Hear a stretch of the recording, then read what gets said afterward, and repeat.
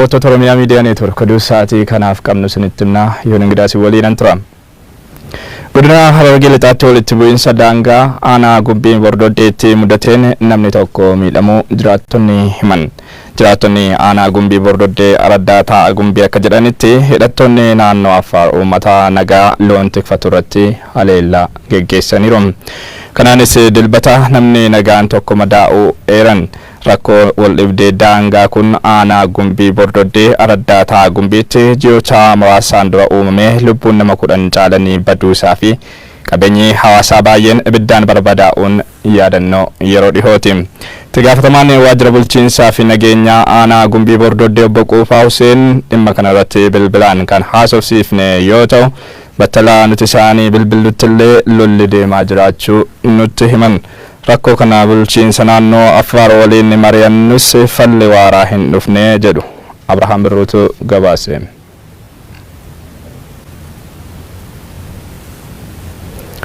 Gara oduu keenya sattiyanutti wayitaa cinamoo qooda dubartoonni kanaan dura qabsoo keessatti gumaachaa turan irraa dhaloonni ammaa barachuu akka qaban miseensonni adda bilisummaa Oromoo himan.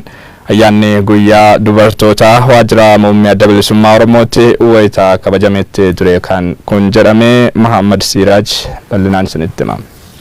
Kabajattan gamanumaan Guyyaan dubartoota addunyaa bitootessa 8 haala garaagaraatiin kabajamee jira.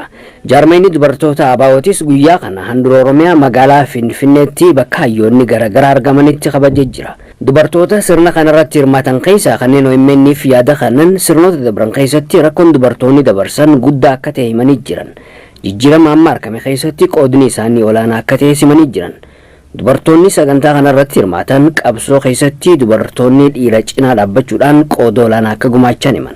Bara dabarsinee dhufne kana keessatti nuni bara gaddaa, bara boo'ichaa, bara naasuu, bara gadi cabuu, maaliifan dhalee maaliifan guddisaa, boroo hin baddiin ariyatamti, boroo caakkaa seenti, boroo ittiin aaran galfadhu jennee bara yaaddoon dabarse. Ana fi kootiitti akka dhuunfaa kootiitti jechuudha. Waan isaaniif ta'u waan isaaniif malu baay'ee nutu jiru kana biyya isaaniif keessatti dhiisanillee biyya ormaatti aarsaa kaffalaa kan turan hamma kana waamamee ergaan qabu isheen of keessaa qabu kana yaada xiqqoo kana laachuun dhalootaaf qarree boriif biyya kanaaf abdii ta'aniif carraan argadheen.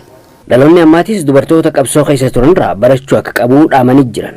Isaan kanarraa waan tokko seenaa yaa kana yeroo dhageenyu baay'ee dhaloota boruuf dhaamsa kan ta'udha. Dhaamsa kan ta'u qarreef dhaamsa guddaa kan ta'u keessumaa. Nuni ammaan booda dhaamsa dhaamuudha malee waan nuti gahee nuti qabnu ilmoolee keenyaaf qarree qabnuuf dhaamsa dhaamuudha. Cimina keenya dandeettii keenya waan hundaa raawwachuu akka dandeenyu eenyurraa boodatti hafuu akka dandeenye irraa baraatu jedheen abdii qaba. Akkuma illee barannee dhufnee har'as geenye.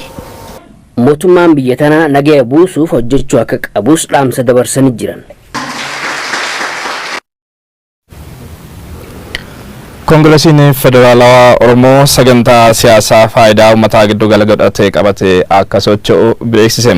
Jilli miseensa koree giddu galeessaa KFO obbo Dajanee Xaafaatiin durfamu bakka bu'ootaa fi miseensota koree bakka bu'ootaa KFO godina Harargee Bahaa kanneen aanaalee adda addaa irraa walitti babbahaniif leenjii hubannoo uumu sagantaa siyaasaa KFO irratti kennee jira.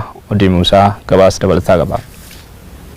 Leenjii kanarrattis barreessaa olaanaa Koongirensii Federaalistii Oromootii fi miseensa koree jiddu galeessaa Koongirensii Federaalistii Oromoo kan ta'an obbo Dajanee Xaafaa masara kiiloo 4 irraa jalqabee hanga sadarkaa gadiitti sirni nam-tokkeen diriirfamee jiraachuu kan dubbatan. Uummanni Oromoo garuu gaafii eenyummaa fi abbaa biyyummaa gaafachaa ture madditti sirnaa fi maalummaan saboota sablammootaa fi uummattoota biyyattii guutumatti kabajamuu qabajee akka amanu dubbatu.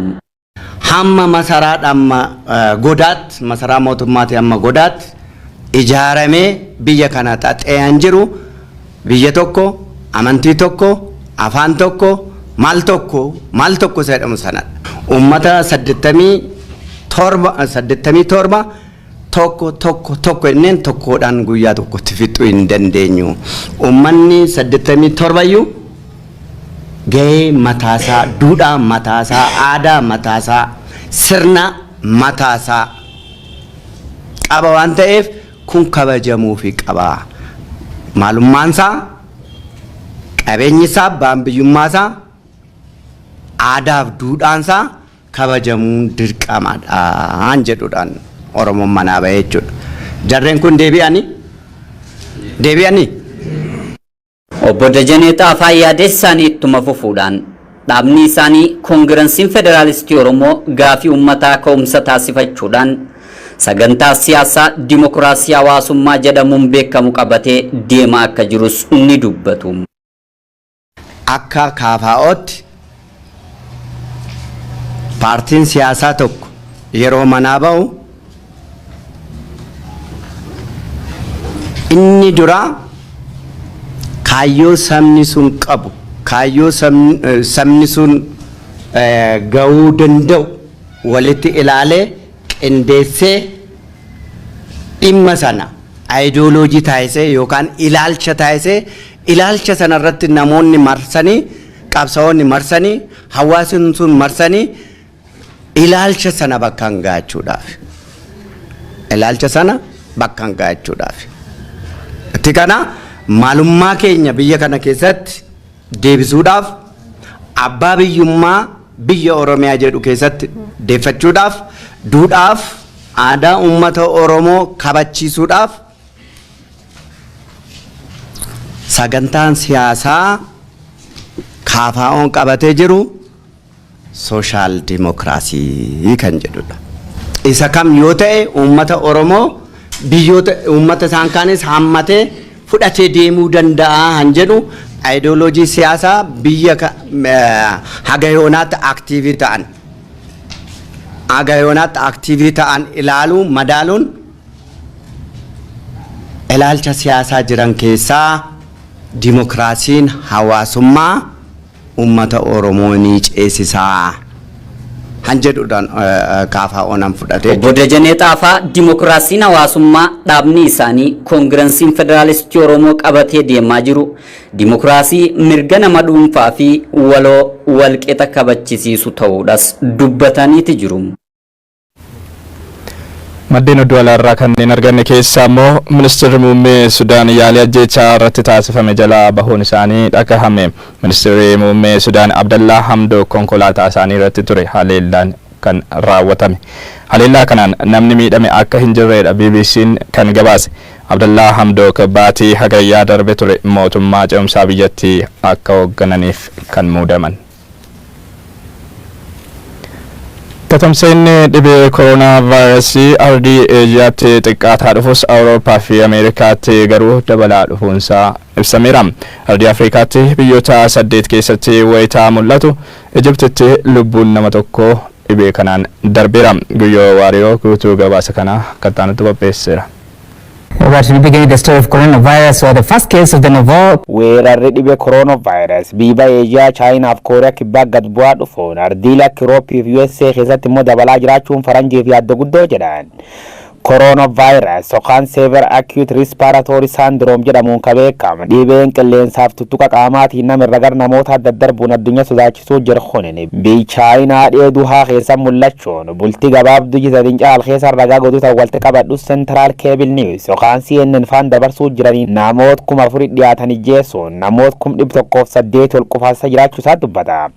Dhukkubi abaarsa kun kanaala lallee biyyoota addunyaa hedduu keessa mul'achuun ilmaan nama yaaddoof saaxilu yoo ta'u biyya Donald Trump Ameerikaan namoota 550 ol dhibee kanaan qabamu isaanii dubbata. Dhibee biyya Chaayinaa diruhaa mul'achuun lubbuu ilmaan nama lafirra xaraguu jirti tanaan irra guddaan dhaabbata fayyaa addunyaa Teedros Adhanom dab Chaayinaan dhukkubichi dhoksuuf gooteen Chaayinaa qeequu didee jechuun ofiiyyuu qeeqamuu jira. Dhibee coronavirus biyyoota Afrikaa hedduu keessallee mul'achuu jirti tanaan guyyoota lamaan dur lammiilee Itoophiyaa laman harka qabdi jedhamuun namooti naasuuf muddamsuu jabduuf saaxilamu isaaniitti odeeffama. Cufaafuu duuba oduun BBC'n faan odeessuu jiraniin turistiin lami Jarman coronavirasiin qabame Masrii yaalamaa tur lubbuu dhabuun dhukkubicha Afrikaa keessallee nam jalqaba ajjeesu isaa dubbata. Haaluma kanaan biyyoota Afrikaa Masir, Senegaal, Afrikaa Kibbaa, Moorookoo, Kaameroon, Tuniziyaa, Toogoof Naajeeriyaa dabalatee dhibeen biyyoota 8 keessa akka mul'atu yoo ta'u kooroonavaayirasii irraa of eeggachuuf harkaan nagaa wal fuudhuu dhiisuun mal tokko jedha barreeffamni fuul feesbuuk ministeera fayyaa Itoophiyaa irratti argame. Suura kana irratti ittaanaa muummichi ministeera Itoophiyaa Dammaqa Mokkonnanii fangaa'otii bira yeroo fagoo nagaa wal fuudhan mul'ata. Cufaafuu duubsota nageenya kooroonavaayirasii irraa kaka'e biyyoota hedduu keessa namooti miilaan nagaa wal fuudhuu ciqilee wal dha'u teessumaan gac wal godhuuf dabre nagaa waaqaallee wal tawaakkachuu isaanii mul'ata. Experts and African leaders have expressed concern that should the virus spread to the continent.